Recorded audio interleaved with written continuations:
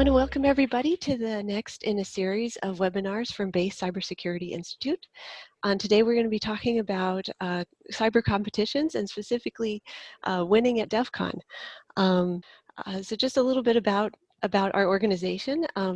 BCI was created in founder and memory of Rebecca Bass, who was a visionary in cybersecurity. And our mission is to continue her legacy both through education and research to advance the state of cybersecurity. These webinars are basically put together by our members, which are all volunteers, and our speakers, which have offered to give their time to put these on. So I really want to thank all those participants behind the scenes that help us put these together. There's a long history of competitions, both in cybersecurity and in other fields. And they're really intended to advance, inspire, and help make education more fun. So I'm going to talk a little bit about so cybersecurity competitions, they come in lots and lots of different types. And they have a variety of capture the flags, technology ones where you do AI or programming, and they really fall into the sort of three main areas. They help spur innovation by trying out new things, by trying to innovate and explore an area. They help test technology limits in terms of if you're doing a capture of the flag, you know, what types of things are you finding, what types of things are you testing? And really the main and most important is they open the field to new participants, in particular kids, and that's what we're going to talk about today. So with that, I'm going to turn it over to Mark Rogers, who is the cybersecurity expert behind Defcon, and we'll talk about why they run these competitions. Everyone, well, I wouldn't exactly call myself the cybersecurity expert behind Defcon. I think everyone at Defcon is a cybersecurity expert. I'm actually the person who runs the security team at Defcon. So we're the folks running around in red shirts, looking after everybody at Defcon, trying to make sure that things sort of stay together and don't get so chaotic. But this is kind of a topic that's very dear to my own heart. So first of all, a little bit about me. I'm currently the VP of Cybersecurity at Okta. And as mentioned, I'm the head of security at Defcon and have been involved as a Defcon organizer for 21 years now. Yeah, it's pretty impressive. So I've been a hacker myself since the late 80s. And most of the folks that I came up with and learned to hack with were kids like me. And we were pretty lucky in many regards because there weren't really a lot of formalized laws until sort of the late 80s themselves, and in the UK until the 90s. The US CFAA was written in, I think, around 86, and the UK's Computer Misuse Act was written around 1990. So we got away with a lot of mistakes. I made quite a few mistakes myself because the very nature of learning to do cybersecurity and to be a hacker involves experimentation, and it involves breaking barriers and doing things that either people don't anticipate or that people don't necessarily want. I think I was very lucky because of that. I came out of this, built a great career, and was able to do a lot of things. But I look now, and many of us in Defcon who were early founders look back and wonder, what do we do about the youth of today? Because today we do have strong laws in place, and we also have quite a hostile cybersecurity environment. Attacks are focusing on people. We've just added a new domain to the whole cybersecurity threat landscape, which is cognitive security, with things like disinformation and other manipulative attacks that look to go after people. We have to realize that if we don't start teaching our kids how this stuff works, we're not going to be generating a workforce for the future that is able to defend against the kinds of attacks that we're likely to face in the future. In, I think, 2010, the DHS launched its Stop, Think, Connect project, and Defcon launched Defcon Kids around 2010, 2011 as well. So, we've been thinking about these things and doing it, but I think there's a lot of lessons still to be learned. And what we're seeing with the competition side of things is one of those lessons that's being learned. You can't teach cybersecurity as a dry thing to kids because they're not going to be engaged. It's not fun, and it's not going to hold their interest. I'm a father of 3 kids myself, and watching them play with cybersecurity has taught me a lot. The way to engage kids is to make it fun and to give them challenges that they can go after, and that will draw them in. And we've seen a lot of success in the last few years, I think, because of that.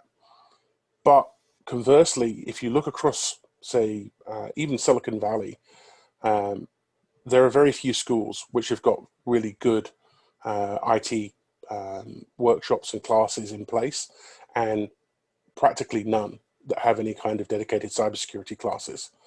And so how are we going to identify the kids who show promise in this space and teach them and engage them unless we come up with mechanisms like this that attract them?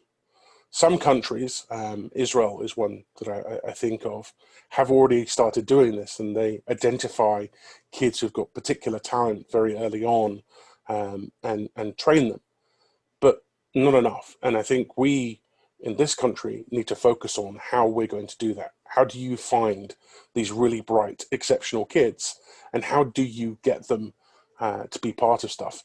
And one of the thoughts that I face in my role is, who's going to replace me? Because I'm in my mid to late 40s now. I don't think I'm going to be able to be running a 40,000 person conference for the rest of my life. And at the same time, we've always found that the most success is when the hacker community looks and sees itself reflected back from the people in the conference. And that means we need more young people to be engaged and involved. And the way we do that is through things like these competitions, but it's also through evolving the content we have so that it is targeted and consumable by these kids, because they consume their content in a very different way. And I think what we're going to hear about now is some of the success that's come out of this, why it's worked, and from the very mouth of one of the success stories, exactly what made it a success.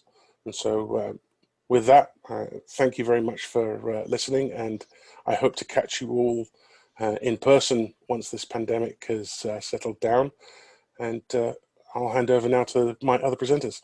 Thank you, Mark. Thank you, Mark. And with that, and that was a wonderful introduction, we're going to hear from Brandon Holland, who was one of the youngest competitors and youngest winners at Defcon, and what it was like to go through it and what did he learn. So I'll turn it over to you, Brandon. All right. Well, my presentation is on Pikachu, my high school mascot, or my experience learning cybersecurity through competitions. First thing I'm going to be talking about is my experience in competitions. I'm going to then go into how, well, my generation doesn't even know how to spell security. And I'm going to end it off with why competitions are one of, if not the best way to teach my generation. So I'll start here. So I'm obviously Brandon's father by the last name, but I'll give you kind of an idea on where this all started. And we're going to do this sort of interview style, and I'm going to interview him so that he can kind of give us his responses to all those questions that he just identified. My wife called me up. What grade were you in when we had this conversation, Brandon? I think like third grade. Yeah, it's in third grade, right? So she calls me up and says, "You need to deal with your boy." Now, I get a lot of these calls, but this one was specific to security. I come to find out when I come home. He showed me he was in an online math course that they were doing at their school where they had to do these questions to get points and all this kind of stuff. And he was bored. And so basically he figured out how to essentially do URL tampering and escalate his privileges up to a different level so he could get more points for getting math stuff, right? So, I realized I was in trouble, as soon as that happened, right? Um, and I know it's a little bit of the opposite of Darth Vader. I didn't want him to go to the dark side. I could say I'm your father, Brandon, but I wanted to make sure he got the right training rather than, like Mark said, when I was growing up, I just did some things that most people today would think are more dark side type stuff. And we just need to make sure that as he learns about these types of tools and the things that we use, that we're doing it for the right reasons. We've been going to Defcon for, I'm a CTO at an MSSP. So we're 5 miles down or 5 hours down the road from Las Vegas. So we send a lot of our employees up there, and we encourage them to go through the competitions because of some of the things that actually they end up learning a lot more from. So Brandon, let's talk about, so as we got to thinking about taking you to Vegas, the first question my wife and I had is, how are we going to deal with a 9-year-old in Vegas? That's not typically the age you want to have someone in Vegas. But we spent some time talking to Brandon. We figured he could handle it. So here we go. We're taking a 9-year-old to Vegas for his first competition at Defcon.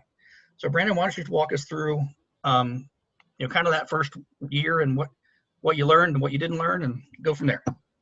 Well, first of all, to address the whole idea of a 9-year-old in Vegas, yeah, I had my goal set on one thing, and that was the competitions. I just kind of blocked out the rest of the Vegas-ishness. But for my first competition, I was lucky. I got into a teams competition.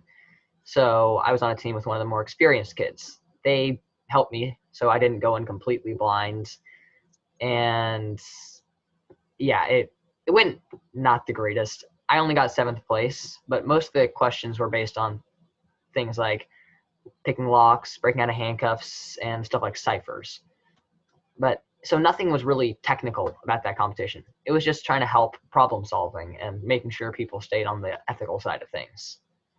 So in the end, I learned a lot, and I actually had a lot of fun with the competition. I knew I was going to come back the next year, so win-win. One of the things I'll say about that particular competition, it was open-ended. They gave the kids enough, basically an entire set of things to figure out, and they had as much time as they wanted to. I have to say, prior to that time, I had never seen my son focus on something for 9 hours straight. He was completely engaged, and we actually had to force feed him to get him to eat.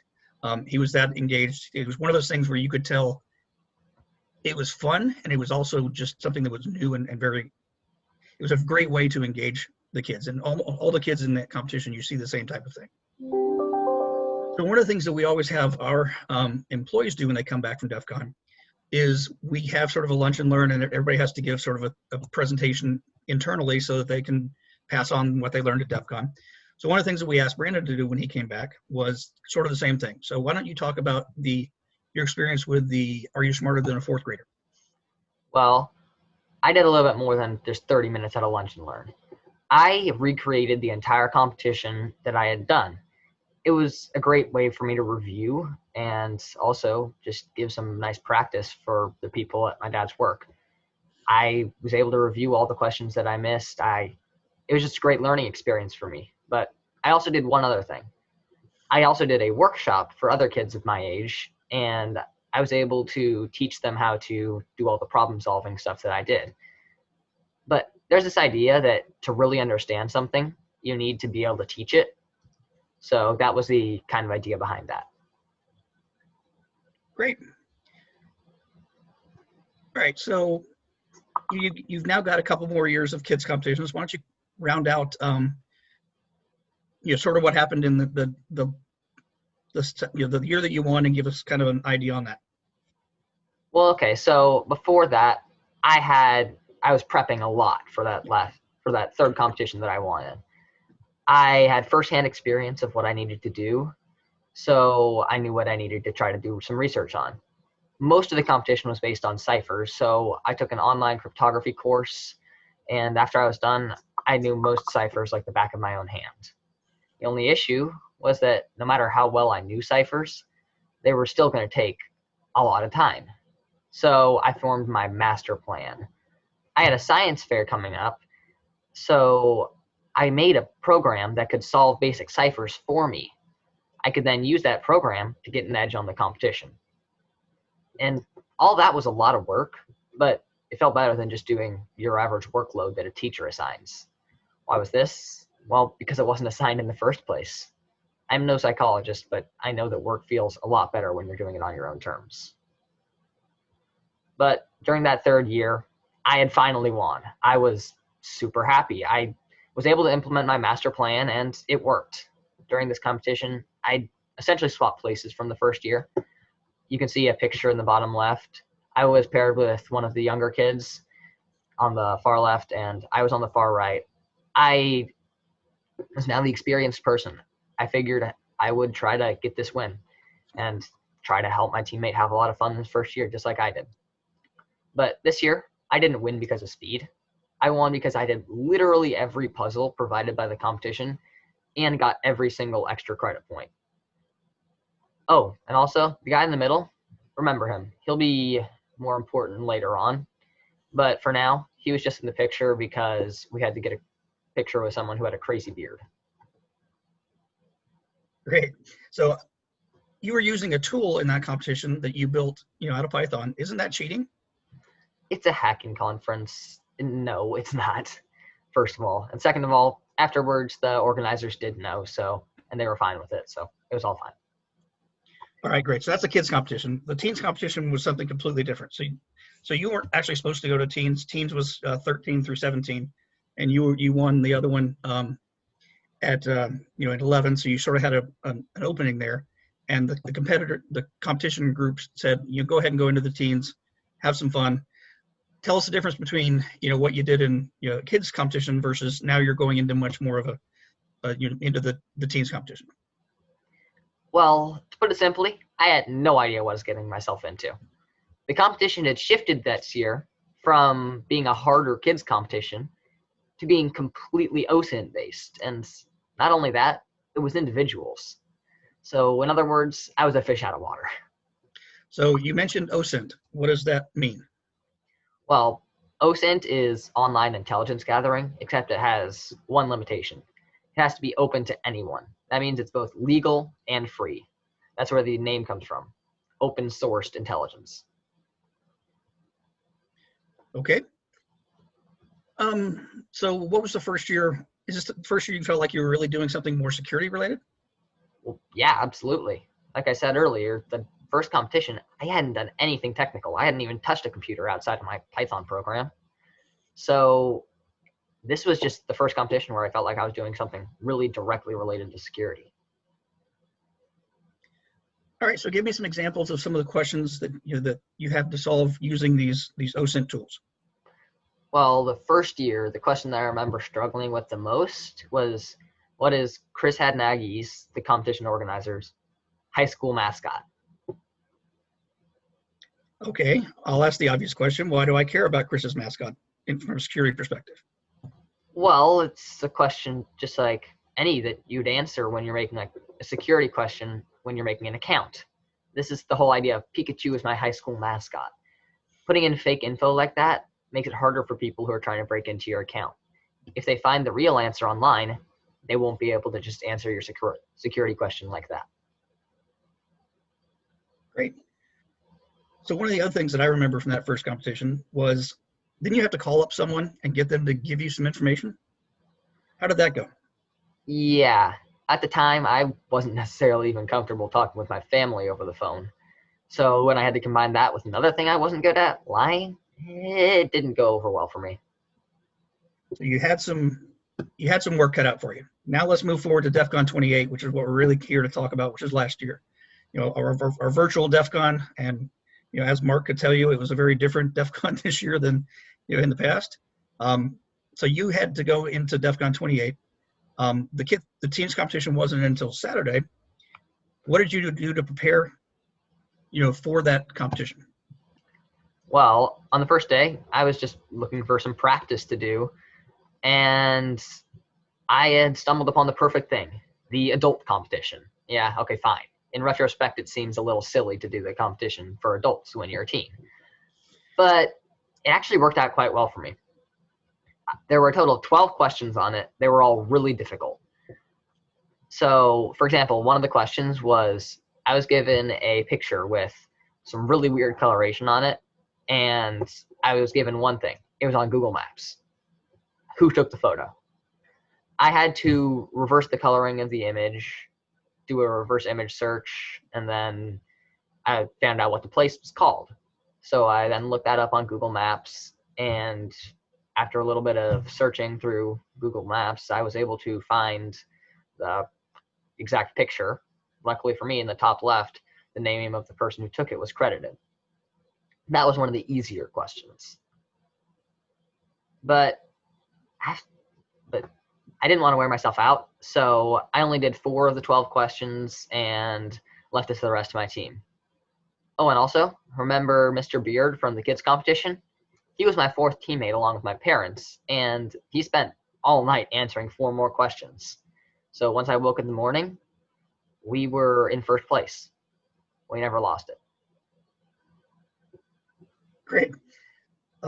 So let's explain a little more about this team competition. Before we get into the competition, what did you do to get rid of your fish out of water kind of scenario from the year before? Well, let's just say I did a bit of research. I read multiple books, including one written by the host of the competition.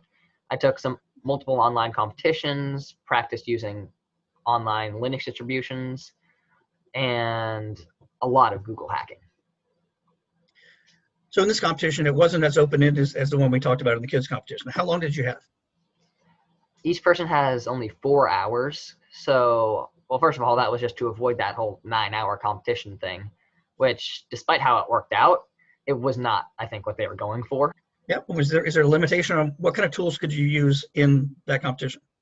Well, yes, this is an OSINT competition. And like I said before, all OSINT has to be open sourced.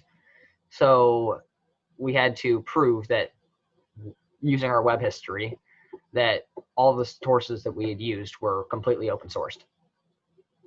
One of the things that I saw you use that I hadn't really seen before was sort of a customized Google page. Can you tell us about that one? Well, okay, that was one of my homebrew tools. That it's a Google custom search engine. It allowed me to define searches across multiple, maybe 25 to 30 security-specific OSINT sites that Google might not have in its search algorithm.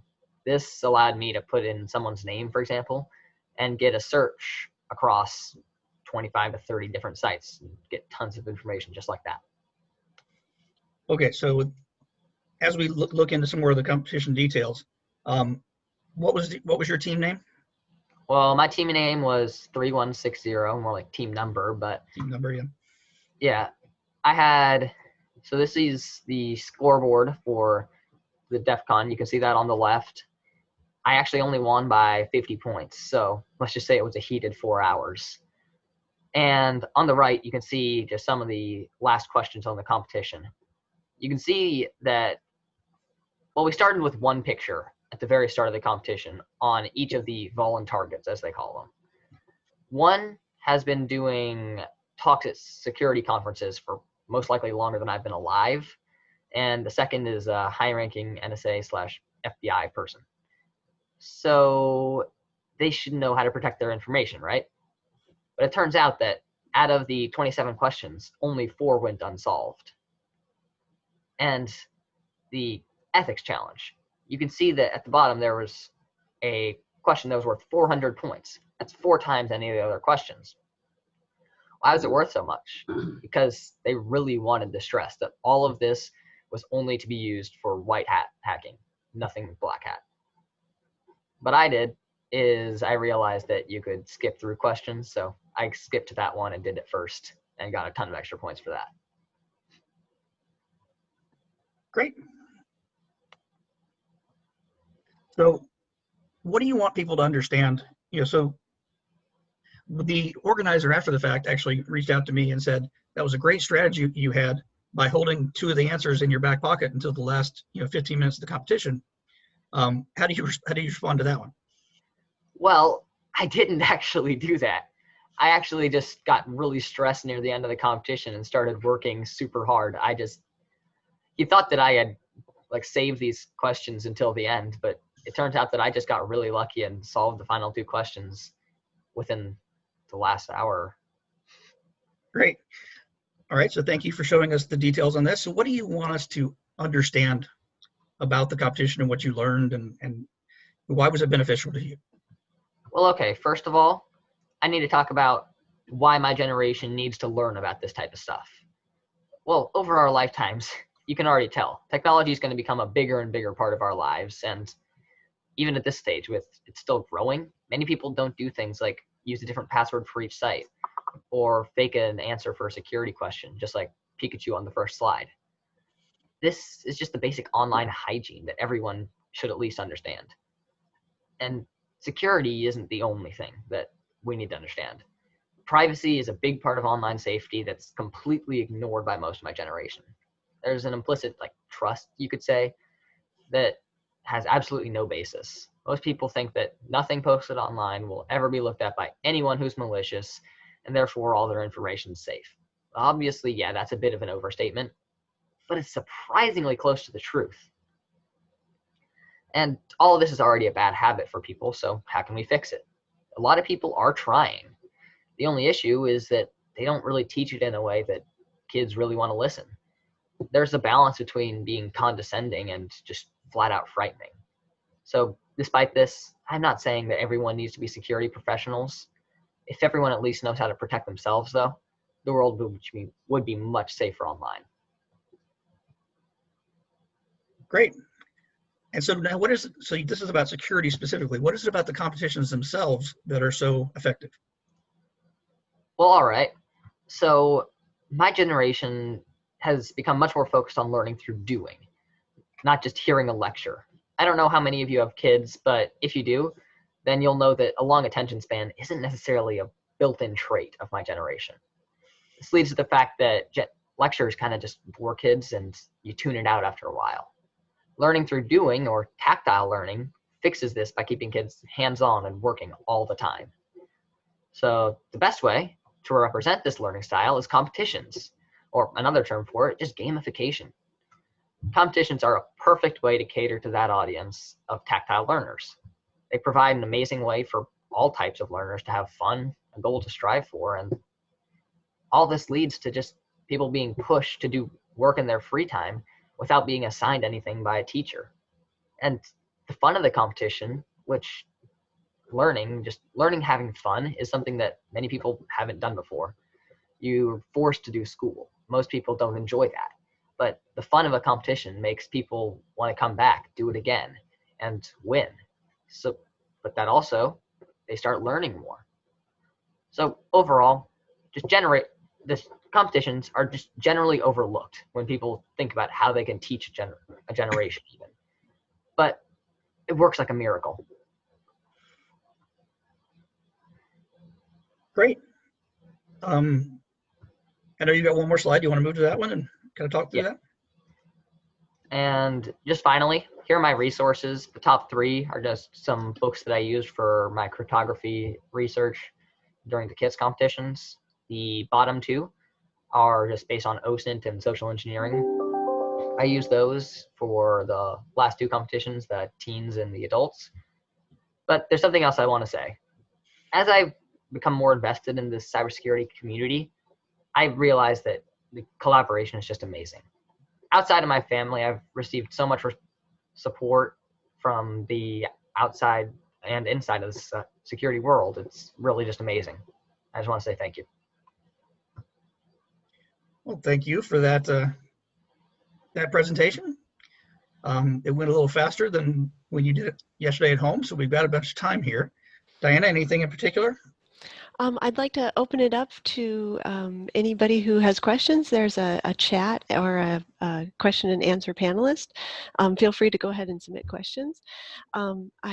I thought, Brandon, that the amount of effort that you put into these things is amazing and awesome, and I would love to see that across as many new people in the field as possible.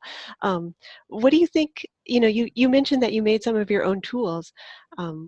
How did you think about going through that process, and what made it more fun or interesting to go through and make some of those tools? Well, it's just like the whole problem solving idea. I've always loved problem solving. So I had a problem that was put in front of me, and I had to make my answers to it as efficient as possible. So I went through, did a ton of research on what were the possible tools that I could use, and not just tools that were already focused on this, like OSINT and stuff like that, but also the Google custom search engine, for example. It was, well, it wasn't normally used for OSINT, but I tailored it so that it worked perfectly for my needs. That's So we great. got a question from someone in the audience. So what would you recommend to other students who are just starting their interest in cybersecurity? Where would you tell them to go look? Well, all right. These competitions are perfect. Defcon is an amazing place to learn about this type of stuff, but if you don't have like access to that, or you're not going to go all the way out to Vegas, it's just an amazing idea to just do the online courses. Like, I learned so much from them, and sure, competitions make it fun and give you a goal to work with, but just learning through those online courses still works like a charm. And where are most of your online courses? Well, I have a lot of them on Johns Hopkins, but I also did some other ones through Udemy. Those have been the primary ones. I mean, I think the Johns Hopkins was a college, basically a college course that you did for cryptography. That was a fun one to sit in the background and listen to, to you talking about, a lot of the crypto stuff that I had to learn over the years, are all slammed into one, sort of group. So there's another question. So there was a question about that. He'd like to hear more about the second book, the Crypto Club one. Can you tell him about that one? Well, Crypto Club is just the one that it was part of the Johns Hopkins, the course that I did for crypto. It was, well, perfect. It was kind of the idea of gamification. They made it into a kind of storyline and not just a textbook. So it really works out for just younger kids who are trying to learn it, but it also has the information that you need to learn.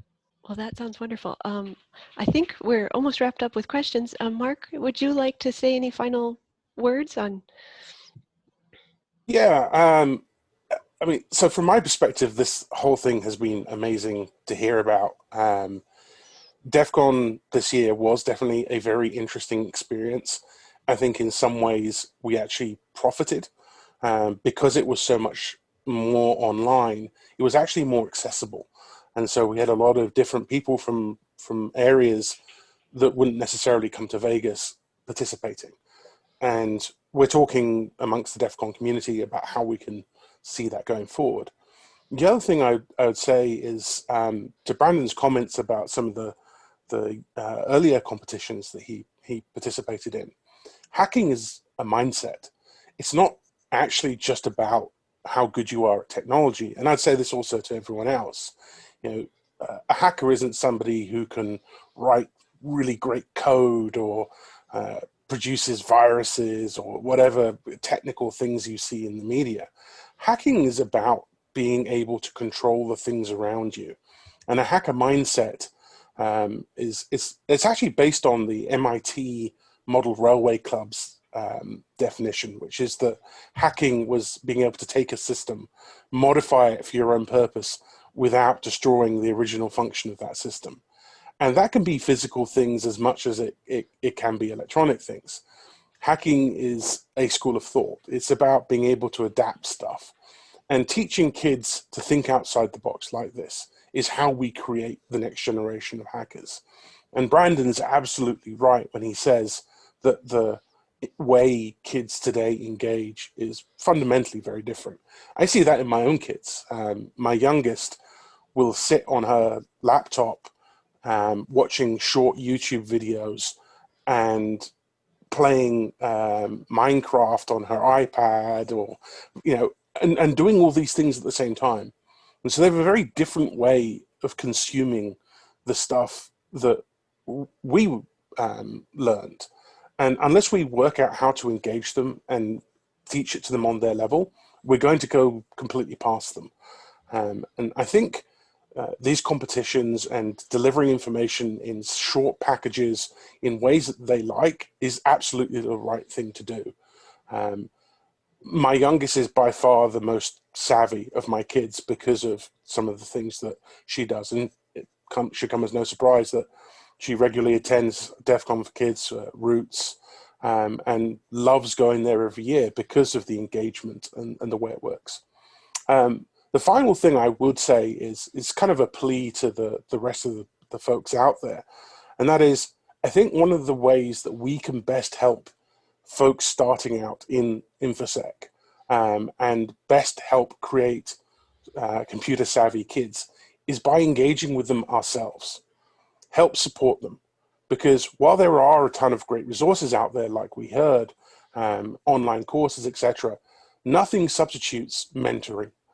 And if we engage with these kids and show them that actually this is what you can become, these are the things that you can do, and guide them in the right direction so they don't make some of the missteps that we may have made as kids, we're going to create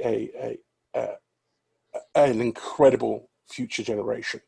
And so as part of this, obviously, I invite folks to reach out, and I'm happy to help. And I think everyone else in the Defcon community feels the same way. Reach out to us. And if you are genuinely looking to improve yourself in InfoSec, please join us. We want to create the next generation of diverse young hackers. Great. So we had two questions come in right there at the end. So they're kind of both related. So I'll kind of put them both to you, Brandon. So where or what is Brandon going to do next? And then the other question is, where do you see yourself in 10 years or so? Are you thinking you're going to do, cybersecurity or something else? Well, I'd absolutely love to pursue cybersecurity. That's the first thing I'd like to say. Depending on where my life takes me, I think that cybersecurity would absolutely be a lot of fun to be in a field and help pursue my goals. But yeah, to answer the other question, I'm thinking about getting more into the more technical side of things, like what my dad does. I'm doing more OSINT and information gathering, but what you do, I think, would be absolutely great. I'd love to get back more into your footsteps and learn more about that type of stuff. Yeah, be careful with that one, boy. But yeah, no. So I think some of the things that we're looking at are there's a Northrop Grumman runs a CTF here in San Diego that is for kids. We're looking at that. It's a lot more technical, and then there's a couple of SANS ones that Brandon's trying to look at. So. Okay. I think that's it. I want to thank all of you for speaking, and it was wonderful. It was wonderful to hear from you, Brandon, and I will go ahead and thank you, and I hope all of our attendees come back next week.